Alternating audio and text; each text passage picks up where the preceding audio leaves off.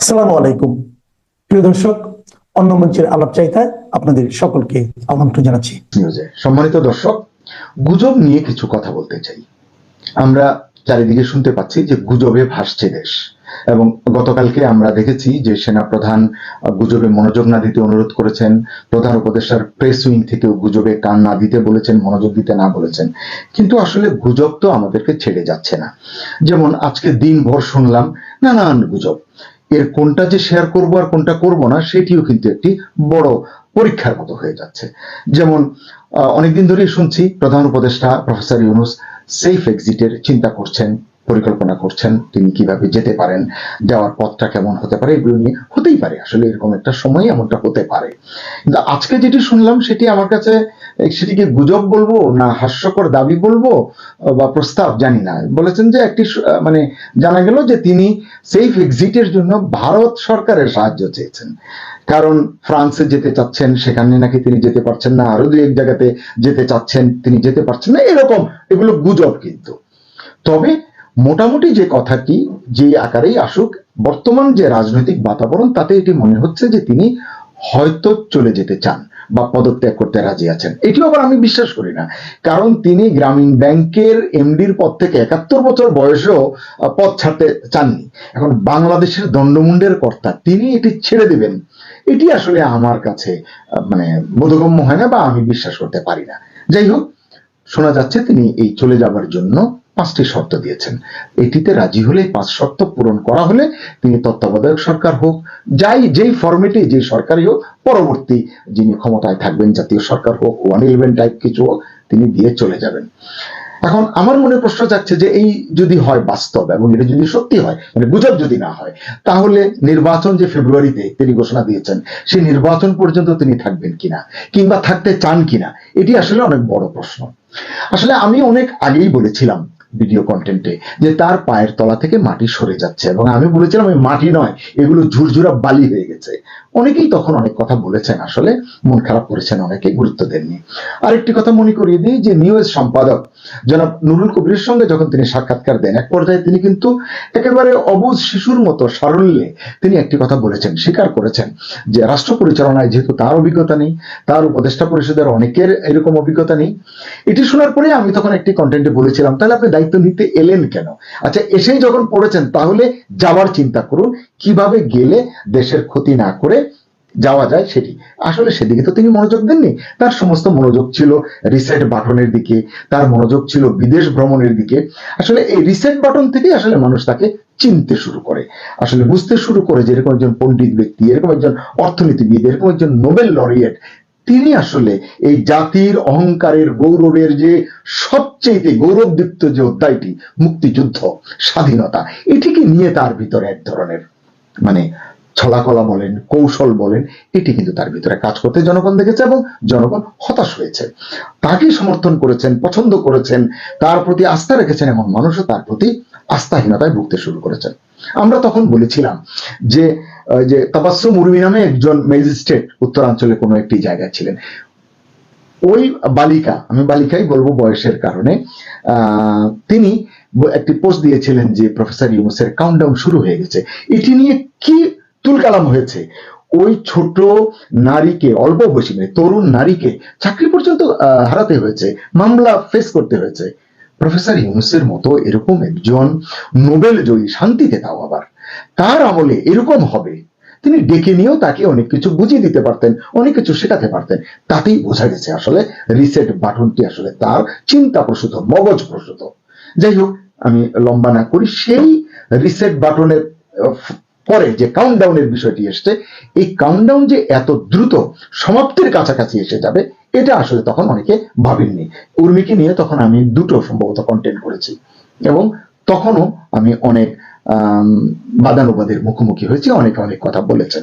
যাই হোক, আসলে তিনি, আমারও যেটা মনে হয়েছে, প্রফেসর ইউনূস একসঙ্গে রাষ্ট্র পরিচালনা করতে এসে একসঙ্গে এতগুলো এভিনিউ চারিদিকে খুলে ফেলেছেন যে এগুলো কিভাবে সামলাবেন বা কিভাবে সামলাতে হয়, যেহেতু তার অভিজ্ঞতা নেই এটি নিয়ে তিনি ভাবেননি, পর্যালোচনাও করেননি।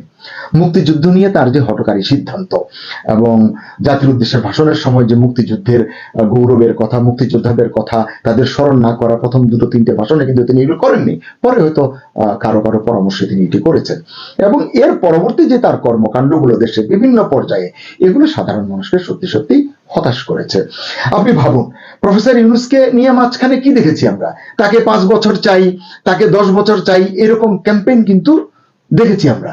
এবং এই ক্যাম্পেইনগুলো তিনি নিজে করিয়েছেন না তাকে ভালোবেসে অনেকে অতিশয়োক্তি করেছে জানি না, কিন্তু এইসব ক্যাম্পেইন মানুষকে তার প্রতি আস্থা হারাতে উদ্বুদ্ধ করেছে, মানুষ তাকে ভুল বুঝতে শুরু করেছে, তার প্রতি সমালোচনামুখর হয়েছে। তিনি আসলে এটি বুঝেননি। তিনি ব্যস্ত সময় পার করেছেন, বিদেশ ভ্রমণে গিয়েছেন, বিদেশ ভ্রমণে গিয়ে প্রতিবারই তিনি কোনো না কোনো গণমাধ্যমের সঙ্গে বা একাধিক গণমাধ্যমের সঙ্গে কথা বলেছেন। যতবারই কথা বলেছেন ততবারই নতুন নতুন বিতর্কের সূচনা করেছেন তিনি। এবং তিনি মানে ছোটখাটো পুরস্কারের জন্য বড় করে হাইপ তৈরি করে সেখানে গেছেন, এবং খুব র্যাঙ্কিং এ ভালো নেই এমন বিশ্ববিদ্যালয়ের ডক্টরেট ডিগ্রি নিতে গিয়েও তিনি সমালোচিত হয়েছেন। আর কত ডক্টরেট ডিগ্রি তার প্রয়োজন? শত শত ডক্টরেট ডিগ্রি তো তার কাছে আছে, এটি নিয়ে অনেকে গর্ব করে বলে, জানেন এতগুলো ডক্টরেট ডিগ্রি আছে তার মতো লোক যদি বাংলাদেশ চালাতে না পারে।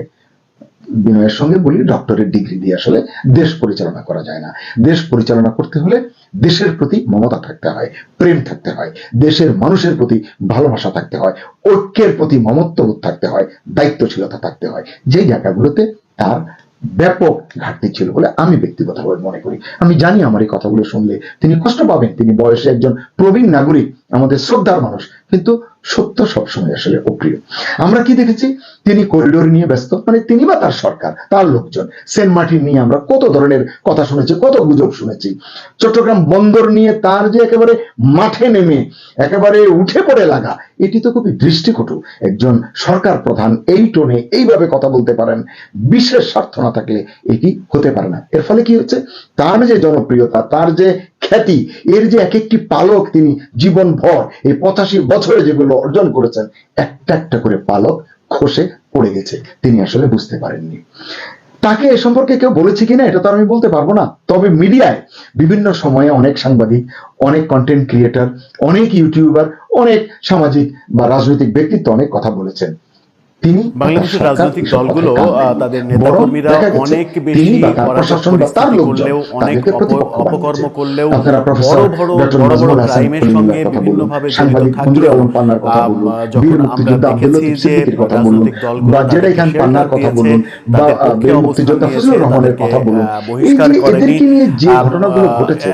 সর্বশেষ যে নতুন দল, নতুন তৈরি হওয়া দল এনসিপি নেতা সরোয়ার তুষারকে তারা 2 মাস আগে শোকজ নোটিশ দিয়েছিল। 2 মাস পরে কোনো কারণ ছাড়াই তার শোকজ নোটিশ রদ্দ করে তাকে দলীয় কর্মকাণ্ডে আবার সংযুক্ত করা হয়েছে। তার মানে হচ্ছে যে দলগুলো আগে যেভাবে কর্মকাণ্ড করতো, এখন নতুন রাজনৈতিক বন্দোবস্তের স্বপ্ন যারা দেখাচ্ছে, তারাও যখন একইভাবে তাদের গুরুত্বপূর্ণ নেতাদের আগলে রাখার পদ্ধতি